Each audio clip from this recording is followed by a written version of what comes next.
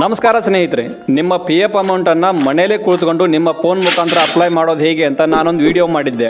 ಅದಕ್ಕೆ ತುಂಬ ಒಳ್ಳೆ ವ್ಯೂಸ್ ಕೂಡ ಬರ್ತಾ ಇದೆ. ಹಾಗೆ ಕಮೆಂಟ್ ಬಾಕ್ಸಲ್ಲಿ ಕೆಲವೊಂದಷ್ಟು ಕಮೆಂಟ್ಗಳು ಕೂಡ ಕಾಮನ್ ಆಗಿದ್ದು. ಸೊ ಕಮೆಂಟ್ ಮಾಡಿರೋರು ಒಬ್ಬರೇ ಆದರೂ ಕೂಡ ಆ ಡೌಟ್ಸು ತುಂಬ ಜನಕ್ಕೆ ಬಂದಿರಬಹುದು. ಆದ್ರಿಂದ ನಾನೊಂದಿಷ್ಟು ಕಮೆಂಟ್ಗಳನ್ನು ತಗೊಂಡು ಅವುಗಳಿಗೆ ಆನ್ಸರ್ ಮಾಡೋದಕ್ಕೆ ಟ್ರೈ ಮಾಡಿದ್ದೀನಿ. ನಿಮ್ಮ ಒಂದು ಡೌಟ್ಸ್ ಕೂಡ ಈ ಕಮೆಂಟ್ನಲ್ಲಿ ಇರ್ಬೋದು. ಸೊ ಆದ್ರಿಂದ ಈ ವಿಡಿಯೋನ ಕೊನೆವರೆಗೂ ನೋಡಿ. ಸೊ ಫಸ್ಟ್ ಕ್ವಶನ್, ಎಷ್ಟು ದಿನಕ್ಕೆ ಅಮೌಂಟ್ ಬರ್ತೈತ್ರಿ?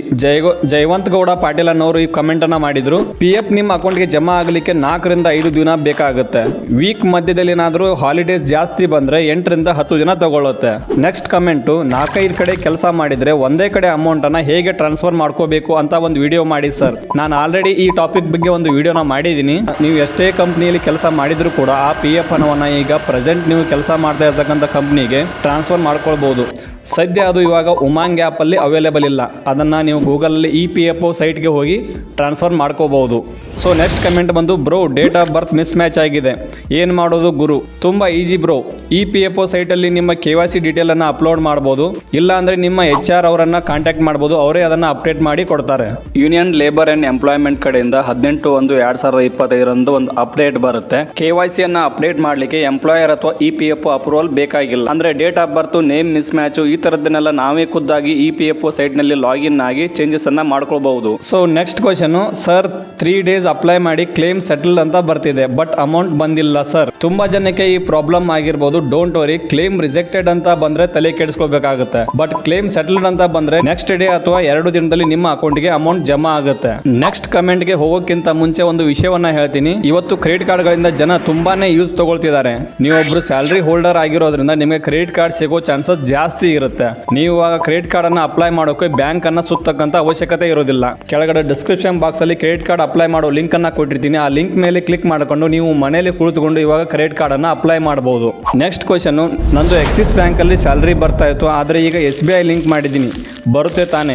ಎಸ್ ಸರ್, ಡೆಫಿನೆಟ್ಲಿ ಬರುತ್ತೆ. ನೀವು ಯಾವ ಬ್ಯಾಂಕ್ ಬೇಕಾದ್ರೂ ಲಿಂಕ್ ಮಾಡಬಹುದು, ಎಷ್ಟು ಸಾರಿ ಬೇಕಾದ್ರೂ ಚೇಂಜ್ ಮಾಡಬಹುದು. ಅದರಿಂದ ಏನು ತೊಂದರೆ ಆಗಲ್ಲ.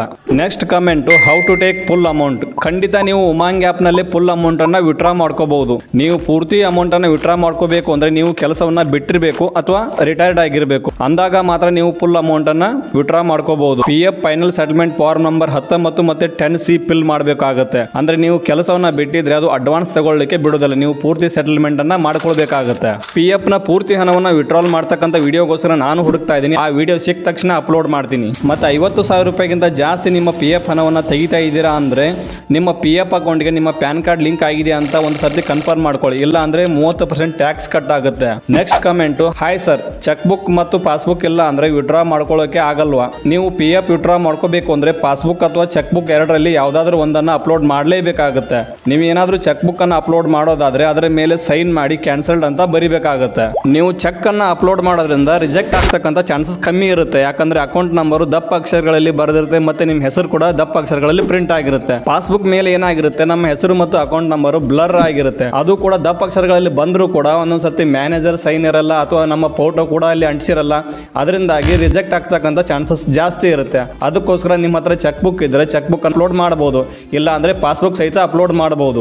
ನೆಕ್ಸ್ಟ್ ಕಮೆಂಟ್ ಬಂದು, ಪಿ ಎಫ್ ಅಪ್ಲೈ ಮಾಡಿದ ಮೇಲೆ ಟ್ರ್ಯಾಕ್ ಮಾಡೋದು ಹೇಗೆ? ನೀವು ಗೂಗಲ್ ನಲ್ಲಿ ಇ ಪಿ ಎಫ್ ಒ ಸೈಟ್ ನಲ್ಲಿ ಟ್ರ್ಯಾಕ್ ಮಾಡಬಹುದು ಅಥವಾ ಉಮಾಂಗ್ ಆಪ್ ನಲ್ಲಿ ಕೂಡ ನೀವು ಟ್ರ್ಯಾಕ್ ಮಾಡಬಹುದು. ನೀವು ಟ್ರ್ಯಾಕ್ ಮಾಡಲಿಲ್ಲ ಅಂತಂದ್ರೂ ಕೂಡ ನಿಮಗೆ ಮೆಸೇಜ್ ಮುಖಾಂತರ ಅಪ್ಡೇಟ್ಸ್ ಗಳು ಬರ್ತಾನೆ ಇರುತ್ತವೆ. ಹಾಗೆ ಈ ವಿಡಿಯೋನ ಇಲ್ಲಿಗೆ ಮುಗಿಸ್ತಾ ಇದ್ದೀನಿ. ತುಂಬಾನೇ ಕಾಮನ್ ಆಗಿರೋ ಕಮೆಂಟ್ ಗಳನ್ನ ಮಾತ್ರ ನಾನು ಇಲ್ಲಿ ಪಿಕ್ ಮಾಡಿರ್ತಕ್ಕಂಥದ್ದು. ಹಾಗೆ ಈ ವಿಡಿಯೋ ನಿಮಗೆ ಹೆಲ್ಪ್ಫುಲ್ ಆಗಿರುತ್ತೆ ಅಂತ ಅನ್ಕೊಳ್ತೀನಿ. ಹಾಗೆ ನಿಮ್ಗೆ ಏನಾದರೂ ಕ್ರೆಡಿಟ್ ಕಾರ್ಡ್ ಬೇಕಿದ್ರೆ ಕೆಳಗಡೆ ಡಿಸ್ಕ್ರಿಪ್ಷನ್ ಬಾಕ್ಸ್ ಅಲ್ಲಿ ಲಿಂಕ್ ಅನ್ನ ಕೊಟ್ಟಿರ್ತೀನಿ. ಅದರ ಮೇಲೆ ಕ್ಲಿಕ್ ಮಾಡಿಕೊಂಡು ನೀವು SBI, ಯೆಸ್ ಬ್ಯಾಂಕ್ ಮತ್ತು HDFC ಬ್ಯಾಂಕ್ಗಳ ಕ್ರೆಡಿಟ್ ಕಾರ್ಡ್ ಅನ್ನ ಅಪ್ಲೈ ಮಾಡಬಹುದು.